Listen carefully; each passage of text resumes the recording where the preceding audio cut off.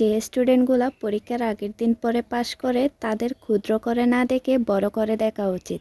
কারণ তারা যদি পরীক্ষার আগের দিন না পড়ে সারা বছর পড়তো তাহলে মেধাবীদের চেয়েও ডাবল মেধাবীর পরিচয় দিত।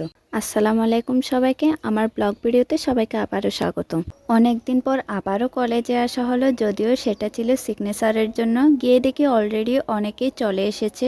এরপর কিছু ফ্রেন্ডের সাথেও অনেক দিন পর দেখা হলো। আসলে দেখতে দেখতে কলেজের সময়গুলো শেষ হয়ে আসলো, তবে বন্ধুদের সম্পর্ক, শিখতে থাকা মানসিকতা এবং জীবনের প্রতি ভালোবাসা এগুলো কখনো শেষ হয় না। বলতে গেলে কলেজে আমরা যে স্বাধীনতা পেয়েছি সেটা জীবনের একটা নতুন দিগন্ত খুলে দেয়।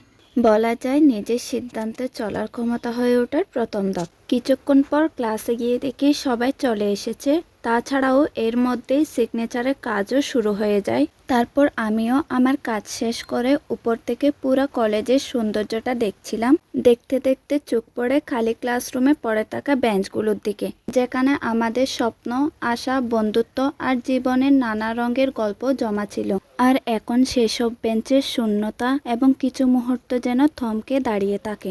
আজ এই পর্যন্ত, সবাইকে আল্লাহ হাফেজ।